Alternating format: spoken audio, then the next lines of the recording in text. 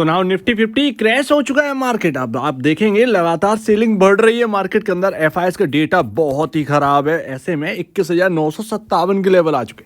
कल के दिन कल के दिन एक ऐसा दिन है कि या तो यहाँ पर बॉटम बन जाएगा निफ्टी का, या फिर यहाँ से 10% की गिरावट आने वाली है निफ्टी 50 के अंदर। ऐसे में आप समझ जाइए कि 30 मई तक आप निफ्टी में क्या हाल देखेंगे, शेयर्स का क्या हाल होगा। हर तरफ चारों तरफ बिकवाली ही बिकवाली देखने को मिल सकती है। और बहुत ही इंपॉर्टेंट बात करें, क्योंकि यहाँ पर अगर आप देखेंगे निफ्टी 50 के अंदर जो है ना वो बिकवाली है। आप देखो यहाँ पर बड़े बड़े शेयर्स, L&T 5.5% से ज्यादा टूटा, BPCL, एशियन पेंट, आप देखें कोल इंडिया, हाई वेटेज स्टॉक्स का ये हाल है। रिलायंस टूट रहा है, HDFC यहाँ पर जो है गिर रहा है, ये हाल हो चुका है। इवन HDFC के अंदर आज का जो ट्रेडिंग वॉल्यूम है, इसके साथ साथ वॉल्यूम तो छोड़िए, जो टर्नओवर है अगर आप उसको देखेंगे तो आप डर जाएंगे। 3,500 करोड़ से ऊपर का टर्नओवर है। तो निफ्टी 50 के अंदर ना कुछ बहुत बड़ा हो रहा है, और वो पहले से आशंका थी, और पहली बार एक लंबे वक्त बाद ये बहुत बड़ी बात हो रही है। हो सकता है कि यहाँ पर जो है या तो आपको 10% करेक्शन देखने को मिले, या फिर कल के दिन ऑलमोस्ट आप कह सकते हैं 350-400 पॉइंट की रिकवरी भी देखने को मिल सकती है। और आज का सबसे डरावना डेटा जो है ना वो निफ्टी 50 में आप देखेंगे एफआईएस की सेलिंग। आज सेलिंग जो है वो कल से थोड़ी सी ज्यादा रही है। कल 6,400 करोड़ की सेलिंग थी, आज 6,994, ऑलमोस्ट 7,000 करोड़ की डेली बेसिस पर एफआईएस की सेलिंग बढ़ रही है। डीआईएस पैसा झोंक रहे हैं 5,500 करोड़, लेकिन नेट जो है वो तो आपका माइनस में ही जा रहा है। तो डेली अपडेट आपका ना बहुत खराब हो रहा है। आप देखेंगे एफआईएस डेटा, डीआईएस डेटा बहुत ही खराब है। इंडिया विक्स क्या कह रहा है, इंडिया विक्स जो कि मेरा कहना था, मैं ऑलरेडी बहुत कम कवर करता हूँ निफ्टी 50 को, सो दैट मेरा कहना था कि 10 मई से वॉलेटिलिटी बढ़ जाएगी। वो 10 मई आते आते वॉलेटिलिटी आप देखिए 11 से इंडिया विक्स कहाँ पर आ गया, 18.20, और ये यहाँ से और इंक्रीज होने वाला है।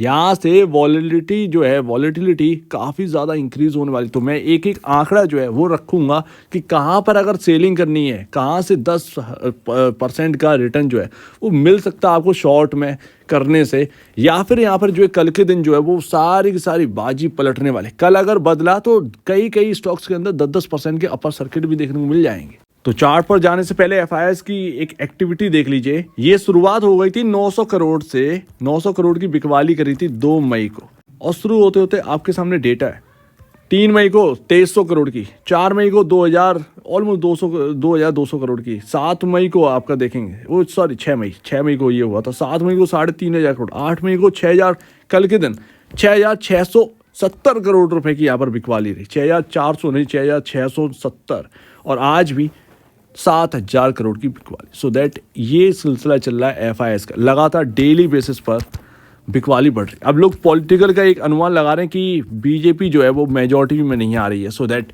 देखिए ये इवेंट जो है ना वो 5 साल बाद आता है, और कुछ ऐसे ही प्ले होता है। ठीक है, अभी आपके सामने कोई क्लियर डेटा नहीं है, और जो भी पार्टी है, चाहे कांग्रेस आए या बीजेपी आए, बॉस मार्केट को हायर साइड ही जाना है। 4 दिन टूटेगा मार्केट, सिर्फ 4 दिन याद रखता है, उसके बाद इतनी बड़ी अपॉर्चुनिटी देता है। अगर मार्केट में 10% का करेक्शन आ जाए ना बॉस, आप ये समझिए अगले 5 साल आपके सुकून वाले बैठ जाएंगे। मजाक की बात नहीं है, सोच लीजिए, समझ लीजिए। आपको अगर इतना बड़ा करेक्शन देखने को मिल जाए ना, मजाक की बात नहीं है, ये बहुत बड़ी अपॉर्चुनिटी लेकर आएगा जो होल्ड कर रहे हैं उनके लिए भी, क्योंकि उन्हें लग रहा था कि कहाँ पर पैसा डालें। पैसा डालने का वक्त आ चुका है, पैसा निकालने का वक्त नहीं है। ये बेवकूफ़ाने वाली बात है, पैसा निकालने का वक्त नहीं है। लेकिन हाँ, पर्टिकुलर स्टॉक में डालना जिसकी वैल्यूशन ठीक ठाक हो, अदरवाइज हाई वैल्यूशन वाले स्टॉक बचेंगे नहीं, ध्यान रखिएगा। 9 मई आज के दिन है, डीआईएस देखिए लगातार इन्फ्यूज कर रहे हैं पैसा, लेकिन कुछ नहीं काम बन रहा है। डीआईएस की हालत खराब है पैसा डालते डालते। और अब देखते हैं कि क्या हाल होने वाले। इससे ही ध्यान रखिए, इससे ही पीएसयू है। अगर निफ्टी यहाँ से बिगड़ेगा तो पीएसयू भी बिगड़ेगा और ज़्यादा। अगर यहाँ पर जो है निफ्टी सुधरेगा तो पीएसयू सुधर जाएगा। ओवरऑल मार्केट जो है ना वो से यही टिका हुआ। कल का दिन काफ़ी इंपॉर्टेंट, क्योंकि हमने आज जो है वो 10 डेमा को तोड़ दिया है। ठीक है, 10 डे मूविंग एवरेज को तोड़ दिया है। आज 100 डेमा पर हमारी क्लोजिंग हुई है। 100 डेमा जो है वो आपका 21,987 पर है।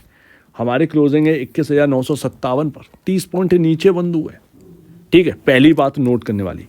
कल के दिन क्या होगा, मोस्ट इंपॉर्टेंट लेवल क्या है, सबसे पहले आप ये बात समझिए। ये जो ट्रेंड लाइन जा रही है ना, ये आप देखिए एक रेंज में चल रहा था निफ्टी एक लंबे वक्त से, तो जैसे ही यहाँ पर आता था सुधर जाता था, ठीक है। ये तोड़ा और सेकेंड डे रिकवर कर गया 100 डे मास। इतनी बुरी एक यहाँ पर ना कैंडल बनी थी, अगर आपको याद हो, रिकवरी वाली। वही अगर यहाँ पर होने पे आया तो कल के दिन हो जाएगा। अदरवाइज कल के दिन अगर हम इसके ऊपर क्लोजिंग नहीं देते हैं सो दैट मामला बिगड़ जाएगा, यही बात है। और हमने एक लंबे वक्त बाद ना ऐसी सेलिंग देखी है और ट्रेंड लाइन के नीचे क्लोजिंग हुई। अदरवाइज यहाँ पर जो है ना ऊपर ही क्लोजिंग हो रही थी और हम ऊपर साइड जा रहे थे। ये टॉप पकड़ा था यहाँ पर, ये ऑलमोस्ट मेरा तो 5th टाइम होगा, 4th या 5th टाइम होगा जब मैंने टॉप पकड़ा। तो ये बात है। सो अभी अगर आप देखें तो इसका इंतज़ार रहेगा 100 डेमा पर क्या होता है कल के दिन। इम्पोर्टेंट लेवल क्या है? इम्पोर्टेंट लेवल है 21,700, बहुत इम्पोर्टेंट, क्योंकि यहाँ पर सुधरा, इधर ही सुधर गया।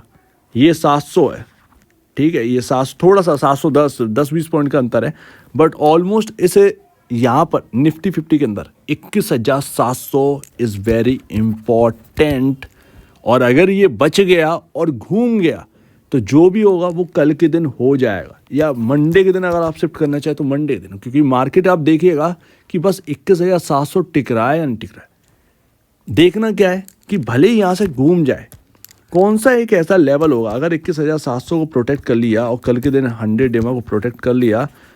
दूसरी बात क्या होगी देखने वाली? दूसरी बात ये होगी बॉस कि ये जो 50 डेमा है इसको हम क्रॉस कर जाए। अगर अदरवाइज इतनी बिकवाली आ गई है, हो सकता है आपको एक जो है वो दिखावे के लिए एक अप साइड दिखा दें और 50 डेमा के अराउंड यहाँ पर जो है वो बिकवाली आ जाए।